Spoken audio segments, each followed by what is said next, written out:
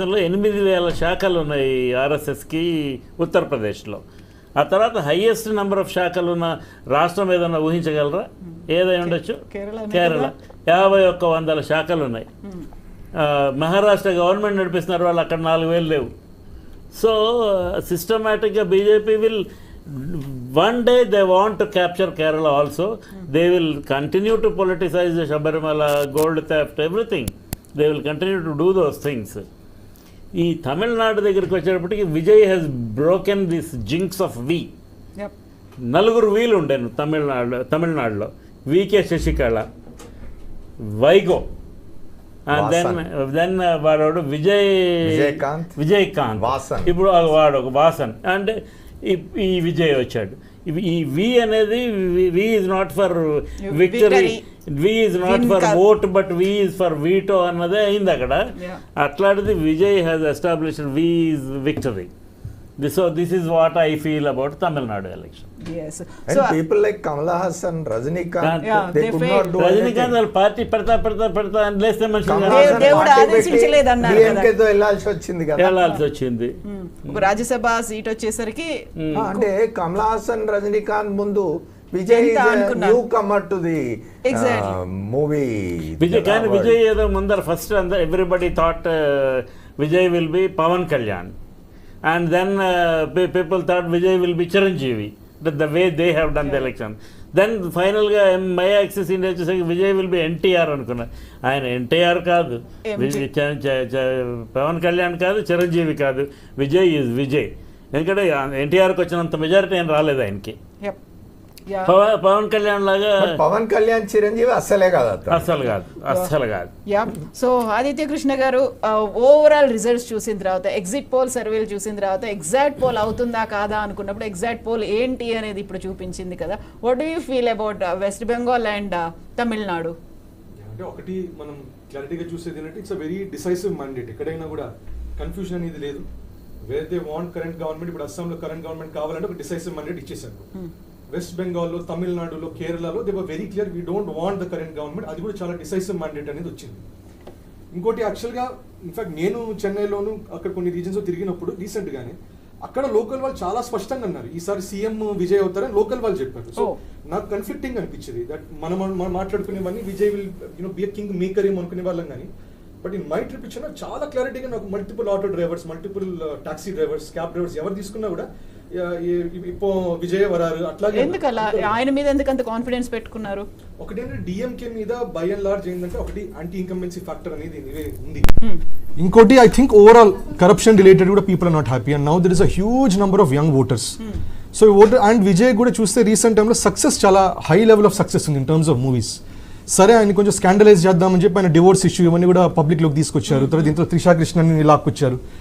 కానీ తమిళనాడులో ఒకటి ఏమవుతుందంటే ఇట్లాంటి పర్సనల్ మూవ్స్ అనేవి జనరల్గా ఎక్కువ హెల్ప్ అవుతుంది. Trying to character assassinate actually helps them more. In fact నాకు ఒక ఎలక్షన్ క్యాంపెయినింగ్ చేసే అతను ఏం చెప్పారంటే కరూర్ కాన్స్టిట్యూన్సీ దగ్గర ఒక అతన్ని ఆయన కరెక్ట్గా ఎలక్షన్స్ ముందర ఆయన ఒక ఎంఎంఎస్ రిలీజ్ చేశారు. ఎవరు ఎంఎంఎస్ రిలీజ్ చేసిన తర్వాత ఆయనకి ఇంకా ఈ still got a very huge majority.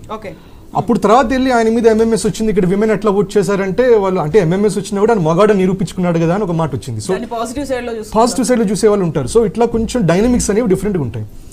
But I think ఈసారి it's a very critical election. ఎందుకంటే తమిళనాడులో for the first time since maybe the 60s ideology politics అనేది బ్రేక్ అయింది. Something which has been defined by Dravida Kazhagam, మనకి EV Ramaswamy ideology and then ద్రవిడియన్సే ఉండాలి, మనమే ఉండాలి అనేది బ్రేక్ అయింది త్రూ టీవీకి. ఎందుకంటే టీవీకే ఈసారి correct EV Ramasamy.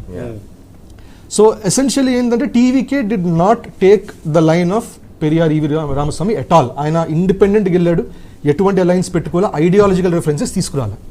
So for once ఇది చాలా ఒక పెద్ద మ్యాసివ్ థింగ్ ఇది. ఎందుకంటే Tamil Nadu is dominated by Dravidian politics అని అనుకుంటాం మనం.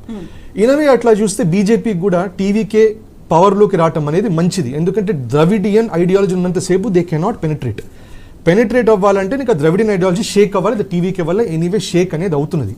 So that is definitely something that will come at good బీజేపీకి. సో ఎసెన్షియల్లీ మీ కేరళ చూసినా కూడా ఇప్పుడు సిపిఐ అక్కడి నుంచి వెళ్ళిపోతుంది. సిపిఐ వెళ్ళిపోయేసరికి సిపిఐకి ఉన్న ఒకే ఒక స్టేట్ అనేది ఇట్ ఇస్ కేరళ. అది ఇప్పుడు పవర్లో నుంచి పోతుంది అది. సో ఎసెన్షియల్లీ కాంగ్రెస్ రావడం కూడా జనరల్గా ఏమంటారంటే కాంగ్రెస్ అనేది బీజేపీకి ఒక న్యాచురల్ ఎనిమీ లాగా ఉంటుంది. So Congress and regional parties ఒక రకమైన ఫైట్ అయితే కాంగ్రెస్ అండ్ బీజేపీ ఇంకో ఫైట్. సో జనరల్గా బీజేపీ వర్సెస్ రీజనల్ పార్టీ ఎప్పుడైనా అపీల్ బ్యాటిలే. సో ఇప్పుడు మీరు వెస్ట్ బెంగాల్ చూస్తే ఎప్పుడు అపీల్ బ్యాటిల్ లాగానే ఉండేది, ఎందుకంటే అక్కడ regional party of TMC versus BJP which is a nationalistic party. So ఈసారి కేరళ కూడా ఇప్పుడు డైనమిక్స్ నెక్స్ట్ టైంకి మారచ్చు, వేర్ ఇప్పుడు బీజేపీ హెడ్ ఆన్ కాంగ్రెస్ మీదకి వెళ్ళొచ్చు అక్కడ. సో వెస్ట్ బెంగాల్ వచ్చేసరికి ఇది మనం ఎక్స్పెక్ట్ చేసిందే. 93% ఓటర్ టర్న్అవుట్ అంటే ఇట్ ఈస్ ఓటింగ్ విత్ వెంజియన్స్. అక్కడ ఉన్న అండ్ అక్కడ మనకు తెలిసింది కూడా ఏంటంటే అబౌట్ 30-35% కంటే ఎక్కువ ముస్లిం, అంటే సెన్సస్తో చూస్తే 30% ఉంటారు, కానీ సెన్సస్ ఇప్పుడు రీసెంట్గా చూస్తే 30 పైనే ఉంటారు వెస్ట్ బెంగాల్ ముస్లిమ్స్. దాంట్లో ఎస్ఐఆర్లో 91 లక్షల్లో మనం చూస్తే 67% దాంట్లో హిందూ ఓటర్సే పోయింది, మిగతాది 33%, 34% ముస్లిం ఓటర్స్ తీసేశారు ఇది. కానీ 92% అక్కడ ఓటింగ్ వచ్చారంటే చాలా మటుకు హిందూస్ వచ్చినట్టు. ఇంకోటి ఇప్పుడు మీరు చూస్తే అక్కడ నార్త్ పరగనాస్, సౌత్ పరగనాస్ కూడా మోస్ట్ లైక్ ఇప్పుడు సౌత్ పరగనాస్ డిఫర్ అయింది, మళ్ళీ voting they'll do it later of May. కానీ ఇప్పుడు ఈ రిజల్ట్ చూస్తే మోస్ట్ లైక్లీ ఇంకా టీఎంసీ వాళ్ళు అక్కడ డిమోటివేట్ అవుతారు to come and vote. So దానివల్ల మొన్ననే చూసాం బంగ్లాదేశ్లో ఉండే అక్కడ ఒక మెంబర్ ఆఫ్ పార్లమెంట్ కూడా వచ్చి ఎగ్జిట్ పోల్స్ అని బీజేపీ చెప్తుంది, ఇది చెప్తే మన వాళ్ళు తిరిగి మన దగ్గరికి వస్తారు, మన పరిస్థితి ఏంటి అన్నారు. సో బంగ్లాదేశ్ ఒక పానిక్ మూడ్లో ఉంది. ఇంకోటి రాహుల్ గాంధీజీ చూసినా కూడా ఎలక్షన్స్కి ముందరే ఆయన అన్నారు అసలు మమతా బెనర్జీ కొంచెం సవ్యంగా చేస్తుంటే ఇక్కడ దాకా వచ్చేది కాదు కదా అన్నారు. ఇంకోటి మమతా బెనర్జీ కూడా ఒక మాట అన్నారు, రహేంగే తో ఫిర్ మిలేంగే అన్నట్టు ఒక మాట అన్నారు. సో కాన్ఫిడెన్స్ అనేది డిప్ అవుతుంటే కనిపిస్తుంది. ఇన్ఫాక్ట్ ఎలక్షన్స్ ఇవన్నీ అవ్వక 2 రోజుల ముందరే రాహుల్ గాంధీజీ కూడా ఆయన ఇక్కడ ఒక నేషనల్ లెవెల్లో ఒక 5 స్టేట్స్లో 4 స్టేట్స్ మన యూనియన్ టెరిటరీ ఎలక్షన్స్ జరిగినా కూడా హీ వాజ్ దేర్ ఇన్, ఆయన అక్కడ నికోబార్ దగ్గర ఉన్నారు, ఇప్పుడు ఒమాన్ దగ్గర ఉన్నారు. సో ఎసెన్షియల్ అంటే ఆయన ఒక విధంగా సరే this battle is lost, next battle ఏదో సమ్ జియో పొలిటికల్ బ్యాటిల్ ఏదో సంథింగ్ ఎల్స్ ఆయన ఫోకస్ చేస్తున్నారు. సో ఎసెన్షియల్లీ ముందరే ట్రెండ్స్ అనేవి తెలిసిపోయాయి. I think TVK is the only exception where pollsters అందరూ టీవీకేని అంత చేటు చెప్పకపోయినా కూడా లోకల్ తమిళనాడులో అందరూ కూడా ఓపెన్గా చెప్పేది టీవీకేనే రాబోతుందని ముందరి నుంచి చెప్తున్నారు. అందుకనే యాక్సెస్ ఇండియా వాళ్ళు ఇనవే వాళ్ళు చాలా నిజం చెప్పాలంటే క్రెడిబుల్గా చెప్పింది వాళ్ళే. తమిళనాడుది అక్యురేట్గా చెప్పారు, వెస్ట్ బెంగాల్ది 70% వాళ్ళు చెప్పడానికి సిద్ధంగా లేరు అంటే అక్కడ ఇనవే కమ్యూనికేట్ అయింది. మేము నాన్ టీఎంసీ చెప్తే మాకు ప్రాబ్లం అవుతుంది అన్నట్టు ఒక రకమైన కమ్యూనికేట్ అయింది. సో దానివల్ల ఓవరాల్ ఐ థింక్ ఇప్పుడు West Bengal BJP will form government, infiltration problem చాలా మటుకు సాల్వ్ అవ్వచ్చు. అండ్ అస్సాం చూసాం ఇన్ఫిల్ట్రేషన్ ప్రాబ్లం చాలా మటుకు సాల్వ్ చేశారు కాబట్టే అస్సాంలో ఇంకా డిసైసివ్ మ్యాండేట్తో ఆయన వచ్చింది. ఇన్ఫాక్ట్ రీసెంట్గా ఆయన అన్న మాట ఒకటి, దట్ ఇన్ఫిల్ట్రేటర్స్ వస్తే మేము ministry of external affairs permission అడిగితే టైం పడుతుంది, దానివల్ల రాత్రి మేము అటు నుంచి తోసి పారేస్తున్నాం అని ఒక మాట కాంట్రవర్సీ అయింది అది. కానీ అటువంటి పాలసీని it will be expected from West Bengal also, that గుస్పేటీస్ని పుష్ దెమ్ బ్యాక్. సో దానికోసమే ఇప్పుడు మ్యాండేట్ వస్తుంది. Now we have to see, West Bengal was 3rd best economic state in the 90s, ఇప్పుడు it is around 27th rank or something. ఇప్పుడు మళ్ళీ అది సక్సెస్ఫుల్గా అది రివైవ్ అనేది చేయాలి BJP. So they will have 1 term or maybe even 2 terms. ఎందుకంటే మన వెస్ట్ బెంగాల్ తెలిసిందే జనరల్గా anti incumbency sway over, communist పార్టీకి 33 సంవత్సరాలు ఇచ్చేశారు, టీఎంసీకి 15 సంవత్సరాలు ఇచ్చేశారు. సో బీజేపీ కూడా maybe that kind of possibilities there. Not Congress party to left, correct. West Bengal లో CPM. కాంగ్రెస్ పార్టీకి వెళ్ళేది CPM. కాంగ్రెస్కి 25 సంవత్సరాలు ఇచ్చారు. అప్పుడు మన బుద్ధదేవ్ చంద్రశేఖర్ రే ఉన్నప్పుడు ఫస్ట్ 22 decades పైన వాళ్ళకి ఇచ్చారు, తర్వాత మోర్ దెన్ 3 decades 35 జ్యోతి సంవత్సరాలు boss was 24 years CM. Left front led by CPM. 10 years ఉండే, 20 మొత్తం 35 years ఉండే. ట్రాజెడీ ఏమిటంటే కమ్యూనిస్టులు సున్నాకు వచ్చినారు ఇప్పుడు వెస్ట్ బెంగాల్. ఎగ్జాక్ట్లీ అండ్ కేరళలో అధికారం ఉన్న ఒక రాష్ట్రం కేరళలో అధికారం కోల్పోయినారు. కమ్యూనిస్టులు రివ్యూ చేసుకోవాల్సిన పరిస్థితి వాళ్ళు అసలు రివ్యూ చేసుకునే స్థితిలోనే ఉన్నారా అని.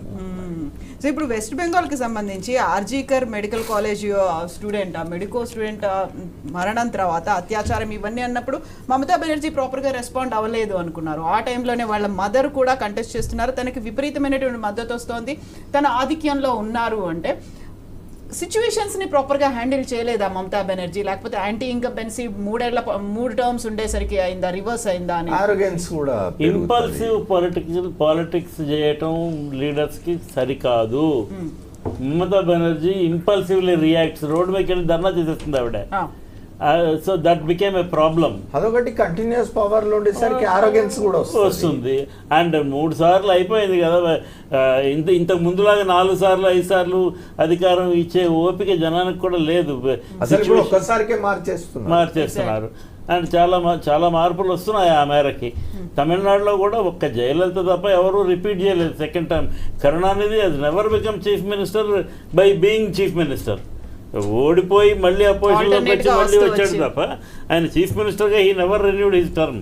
ఎగ్జాక్ట్లీ. సో అమర్ గారు అక్కడ బెంగాల్ అస్తిత్వం అనేటువంటి ఒక నినాదాన్ని తీసుకొచ్చింది మమతా బెనర్జీ. మిగతా వాళ్ళు అయితే ఉండదు అనేది, మనల్ని డైల్యూట్ చేస్తారు, లేకుంటే నెక్స్ట్ మీ ఓటర్ల లిస్టులో మీ పేరు ఉండదు, ఇలాంటివన్నీ థ్రెటన్ చేస్తారు. అది ఆర్మీ మీద కావచ్చు, అక్కడ ఉన్నటువంటి BSF ఆర్మీ క్యాంపుల దగ్గరికి మీరు వెళ్ళకండి, అత్యాచారాలు చేస్తారని ఉమెన్కి ఇచ్చినటువంటి మాటలు, ఇవన్నిటిని అసలు పట్టించుకోలేదా అస్తిత్వం అనేటువంటి ఒక నినాదం అనేది?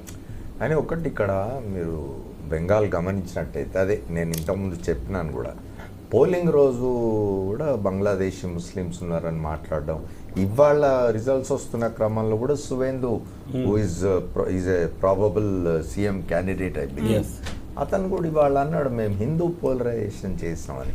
అది బాగా జరుగుతున్నది. అన్ఫార్చునేట్లీ ఈ దేశంలో హిందువులు ఒక్కడలే కాదు, వేరే మతాల వాళ్ళు కూడా ఉన్నారు.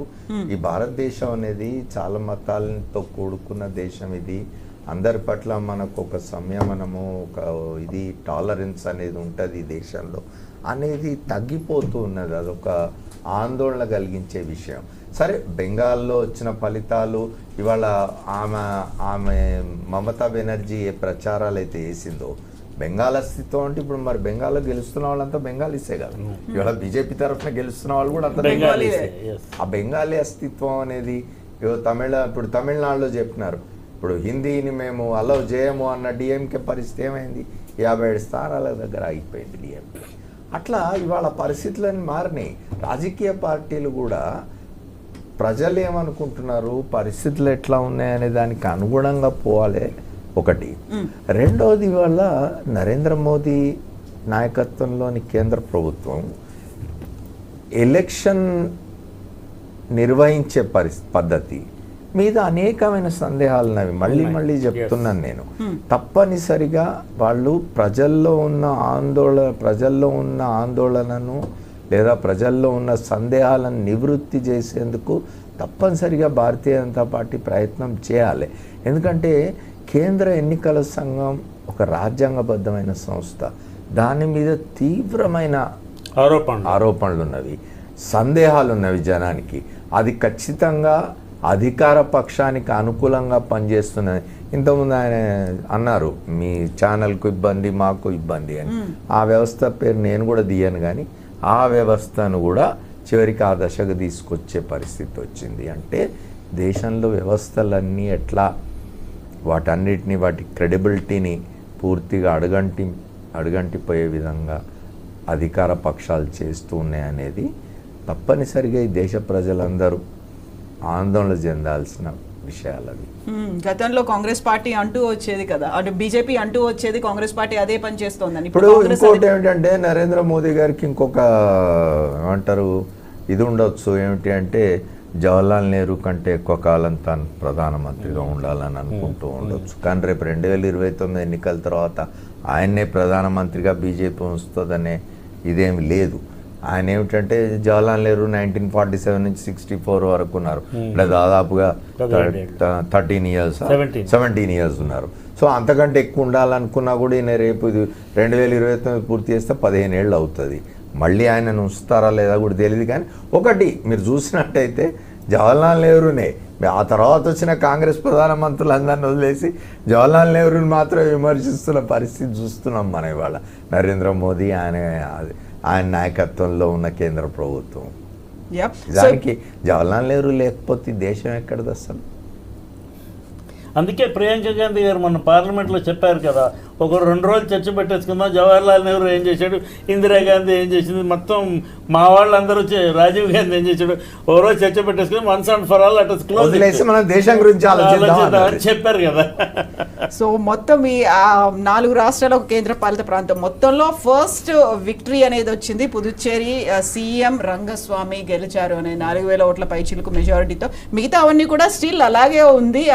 ఒక సీసా కైండ్ ఆఫ్ మూమెంట్ అనేది కనిపిస్తున్నప్పటికీ కూడా తమిళనాడులో మాత్రం ఒక హంగ్ వస్తుంది అనేటువంటి ఇండికేషన్స్. ఎవరో ఒకళ్ళ మద్దతు తప్పదు విజయ్కి, ఒక మద్దతు ఉండాలి. డిఎంకేవా ఏఐఏడిఎంకే. ఇప్పుడు ఇంతకుముందు తను అన్నట్టుగా బహుశా నేను అనుకోవడం తమిళనాడులో Vijay will B forced to go with AIADMK plus AIADMK BJP combine దాంతో పోవడం విల్ బి ఫోర్స్డ్. ఒకవేళ అతను రెసిస్ట్ చేసి డిఎంకే కాంగ్రెస్ డిఎంకే 26 పార్టీలు కలిసి ఉన్న ఆ 55 సీట్లు వచ్చిన వాళ్ళతో కలిసి పోదలుచుకున్న ఎక్కువ కాలం అతన్ని శాంతిగా ఉండదు ప్రశాంతంగా పరిపాలించిన అధికారంలో ఉండనివ్వరు, పరిపాలన చేయనివ్వరు, ఇబ్బంది పెడతారు, అక్కడి నుంచి లాగుతారు, ఇక్కడి నుంచి లాగుతారు, చాలా జరుగుతుంది. అండ్ ఆల్సో అతనికి వచ్చిన నంబర్ వలన అదే ఇది ఇప్పుడు ఇదే ఫిక్స్ అయిపోతే నా 118 దాటకపోతే అతను తను అనుకున్నట్టుగా ఏం పరిపాలించలేడు. ప్రెషర్స్ ఉంటాయి ప్రతిసారి. డెఫినెట్లీ కూటమి ప్రభుత్వాల్లో చాలా ప్రెషర్స్ ఉంటాయి కదా.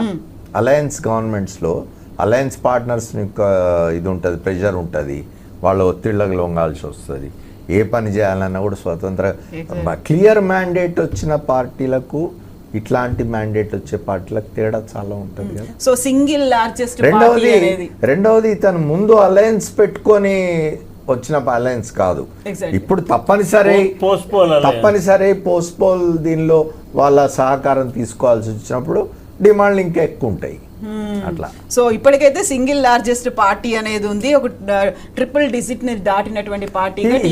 Chief minister, there is no doubt about it. కానీ ఇది ముందు ఎక్స్పెక్ట్ చేసినట్టున్నాడు విజయ్, అందుకే రిసార్ట్లు కావచ్చు, క్యాంపులను పెట్టుకున్నాడు, నా అభ్యర్థులు నేను ప్రొటెక్ట్ చేసుకోవాలి అనేటువంటి కాన్ఫిడెన్స్ అలాంటి. అంటే ఇవాళ రేపు రాజకీయాల్లో ప్రతి పార్టీ పనిచేస్తుంది. ఎన్నికలు అయిపోగానే ఫలితాలు వచ్చే టైంకి అందరూ రిసార్ట్లు బుక్ చేసుకుంటున్నారు, అందరూ క్యాంపులు పెడుతున్నారు. ఈ పొలిటికల్ పార్టీస్ ఎలక్షన్స్ తర్వాత క్యాంపులు పెట్టడం లేదా అధికారాన్ని కాపాడుకోవడానికి ఉన్న అధికారాన్ని చేజారిపోకుండా చూసుకోవడానికి క్యాంపులు పెట్టడం అనే దరిద్రం మనకు 80ల నుంచే మొదలైంది. కరెక్ట్. అయితే రాహుల్ గాంధీ గారు ప్రతి ఎలక్షన్ తర్వాత ఫారెన్ వెళ్ళిపోవడం, ఇప్పుడు చెప్పారు ఓమన్ వెళ్ళి ఉన్నారని. ఇది మారాలి. కాంగ్రెస్ అంటే వాళ్ళ ఆలోచించుకోవడం అంటే జనంలో ఉండాలి, జనంలో తిరగాలి. You can't be surrounded by people, your own people. And Bharat Jodo Bharat Jodo Yatra చేశారు. ఎన్ని పార్టీలు కవర్ చేశారు? ఆయన కరెక్ట్గా భారత్ జోడో యాత్ర చేస్తున్నప్పుడు గుజరాత్లో ఎలక్షన్ జరుగుతుండింది. అటెప్పకి వెళ్ళలేదు, వేరే రూట్లోంచి వెళ్ళిపోయారు, పక్క నుంచి వెళ్ళిపోయారు. అలా చేయకూడదు. అంటే ఇప్పుడు 2029 ఎలక్షన్కి ఇంకా 2.5 ఏళ్ళ టైం ఉంది కదా, 3 ఏళ్ళ టైం ఉంది కదా. ఈ 3 ఏళ్ళు జనంలో తిరిగితే దానివల్ల ఫలితం ఉంటుంది. లీడర్లకి ఎందుకన్నా జనంలో తిరగడం, మీడియా క్వశ్చన్స్కి సమాధానం చెప్పడం అనేవి చాలా ఎవర్స్ సబ్జెక్ట్స్ అయిపోయాయి. Because they can manage the systems, the so called systems. So వాటిని మేనేజ్ చేసుకోవడం ఈజీ. ఎందుకంటే the number of people to be managed is finite, ఇది ఇండెఫినిట్. ఇంతమందిని ఇన్ఫైనైట్ నెంబర్లో ఎలా మేనేజ్ చేస్తాం? అంటే వీళ్ళ జోలికి మనం పోవద్దులే అనేటటువంటి దృక్పథం ఏర్పడింది. ఇక్కడ మేము చూసిన ఎలక్షన్స్లో చంద్రబాబు నాయుడు కానీ రాజశేఖర్ రెడ్డి కానీ they were not doing this. They are fighting an election. గెలిస్తే గెలిచాము, ఓడితే పీపుల్ విల్ డిసైడ్ అనేది. ఓడితే ఓడాము, ఓడిన తర్వాత మళ్ళీ ఇప్పుడు చంద్రబాబు నాయుడు తీసుకోండి ఉదాహరణకి. నేను I like him for this reason. Election ఓడిపోయిన తర్వాత తలుపులు వేసి కూర్చొని నేను ఎవరిని కలవను అని అనడు. ఆయన నెక్స్ట్ డే రోడ్డెక్కేస్తాడు. ఎక్కేసి మళ్ళీ ఎలక్షన్ వచ్చే వరకు ఆయన హీ బ్రీత్స్ పాలిటిక్స్. మీకు ఇంతకుముందు చెప్పాను. సో వెస్ట్ బెంగాల్లో ఒక ఇంట్రెస్టింగ్ డెవలప్మెంట్ అప్డేట్ ఏంటంటే, ఇక్కడ తెలంగాణలో బీఆర్ఎస్ ఓడిపోయినప్పటికీ హైదరాబాద్ చుట్టుపక్కల అయితే దానికి స్థానాలు ఎలా అయితే నిలుపుకుందో, ఇప్పుడు కోల్కతాలో కూడా అలాగే ఉంది. ఓవరాల్గా ఓడిపోతుంది కానీ కోల్కతాలో మాత్రం టీఎంసీ గెలుస్తోంది అక్కడ. బట్ టీఎంసీ ప్రభుత్వ పరిపాలనలో చాలా వైలెన్స్, చాలా అరాచకాలు జరిగినాయి. అసలు జనానికి ఏవగింపగలిగే స్థాయిలో జరిగినాయి అవి. దాన్ని అడ్వాంటేజ్ తీసుకున్నారు బీజేపీ వాళ్ళు. సో ఇప్పటికైతే ఒక ఇంట్రెస్టింగ్ డెవలప్మెంట్స్ అప్డేట్స్ అయితే కనిపిస్తున్నాయి. తమిళనాడుకి సంబంధించి హంగే ఏర్పడుతుందా? హంగ అంటే ఎవరితో కలిసి విజయ్ గవర్నమెంట్ని ఫామ్ చేస్తాడు? ఇప్పటికైతే పోలీస్ ఉన్నతాధికారులు అయితే విజయ్ ఇంటికి చేరుకుంటున్నారు. అక్కడ భద్రతను కూడా పెంచారు. డిఎంకే కార్యాలయాల ముందు అయితే వెలవెలబోతున్నాయి, టెంట్లు కూడా తీసేశారు అక్కడ నుంచి. అండ్ ఇన్ని రకాల డెవలప్మెంట్స్ మధ్యలో ఫర్దర్గా ఎవరికి ఎన్ని స్థానాలు రాబోతున్నాయి? Keep watching, stay tuned. Thank you so much అండి. Thank you.